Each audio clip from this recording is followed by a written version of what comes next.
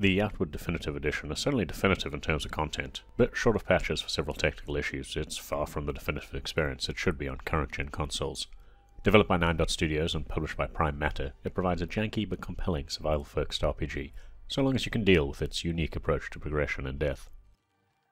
It's worth noting from the outset that Outward Definitive Edition is no cinematic, narrative-heavy RPG with flashy cutscenes and dialogue-focused skills.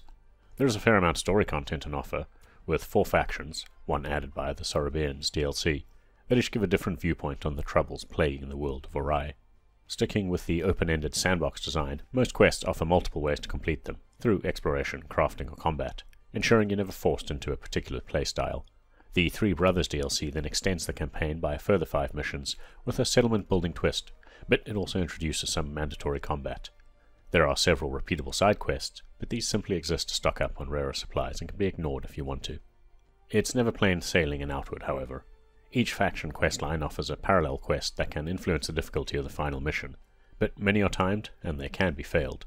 Failing a quest never stops you from progressing the major plotline, but it can make the finale tougher, cut off trainers or storekeepers, or impart a permanent negative trait. It's never as tough as it sounds though, as you don't juggle multiple main quests, and most give you 20 to 30 days to complete them. However, the high level of difficulty and the death mechanics can throw a spanner into the best laid plans. Now, Outward Definitive Edition is not a game in which general exploration, completing quests, and grinding combat grant experience that miraculously makes you more powerful. It's all about generating and managing resources for cooking, alchemy, and forging, maintaining your thirst, hunger, and temperature levels, earning currency for skill trainers, carefully picking your approach to quests, and weighing up the necessity of combat.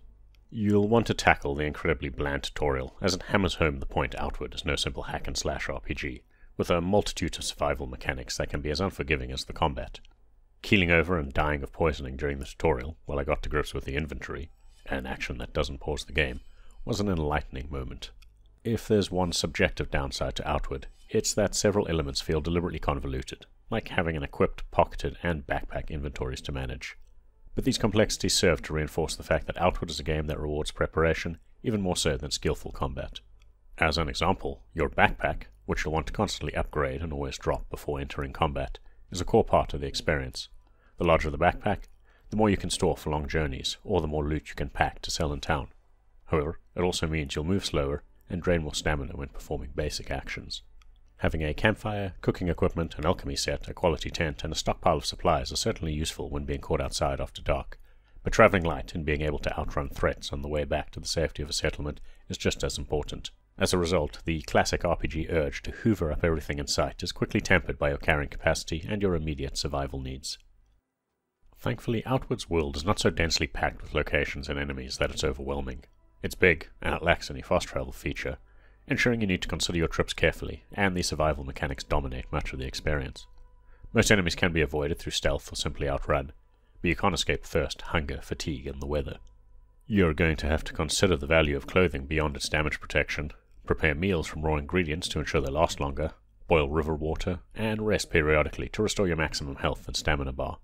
If you're playing cautiously, it's not as intrusive as it sounds, as most positive buffs last for ages relative to the short-lived negative status effects. Clothing can always be swapped on the fly, and you'll never starve or dehydrate, so long as you're content with a diet of berry jam and fresh water. In addition to cooking, crafting and alchemy allow you to create basic gear, from campfires to low-tier weapons and armor, and create potions that restore your health and mana, or protect you from the elements. You can mash items together and hope for the best, or buy dozens of recipes from traders. Blacksmiths in each region have a unique crafting option available if you find the right resources, think raw material and silver, while trainers, who cover direct combat, stealth and magic, will trade silver to teach you new weapon-based skills or passive skills. Now, there's not a massive amount of skills on offer, but most upgrades are immediately impactful.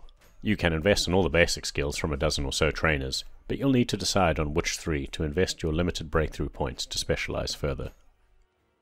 Now, I've got this far without mentioning combat, as it's one of the weakest elements. You lock on, you circle strafe, you consume stamina or mana while swinging your weapon, blocking, firing a bow, or tossing a spell.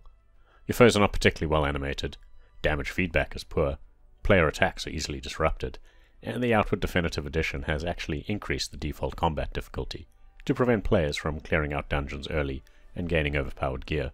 This design makes it rough enough for melee characters just simply trying to find a gap to strike, while range characters are easily rushed down, and mages have to contend with a rune system that modifies basic spells so long as you remain in a casting zone. And, in general, standing still as a mage is very rarely a good idea. The good news is that most fights can be avoided, and the base game has no mandatory boss fights, but you will eventually find yourself out at night, without a light source, running blindly towards a settlement, and stumble into something deadly. Now, there's no permanent death or reloading on the standard difficulty setting.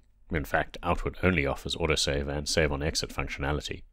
The bad news is you have little control over what happens when you die. You get a brief text description, and, in the best case scenario, you could simply be dragged into a cave by predators or saved by a mysterious benefactor. However, you could also be stripped of your armor or weapons, have all your food supplies eaten by scavengers, be dumped on an island surrounded by toxic water, or find yourself on the opposite side of a map from a settlement in the middle of the night.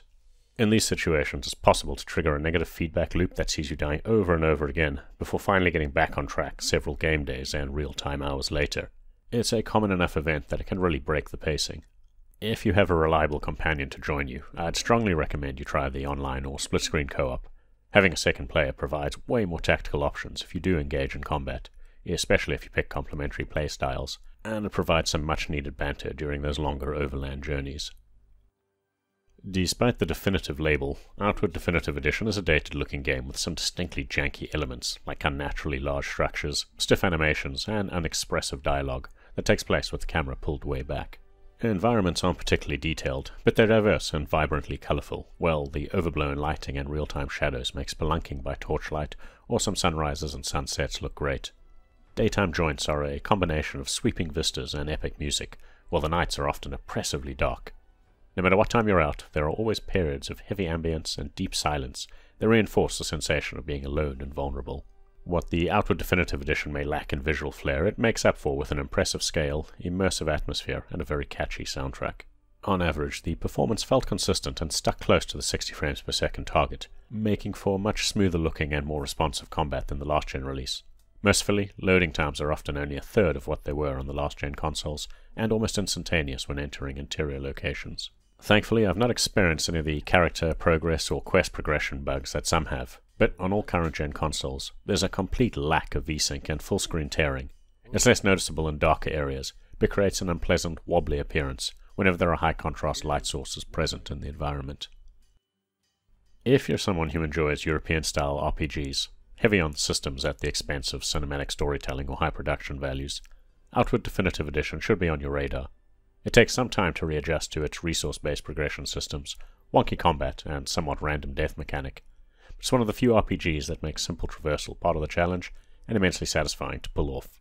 It's a game that rewards you for the effort you put in, rather than leading you along a scripted path with your power growing at set intervals. That said, I'd still wait on a few patches to resolve some technical issues before diving in.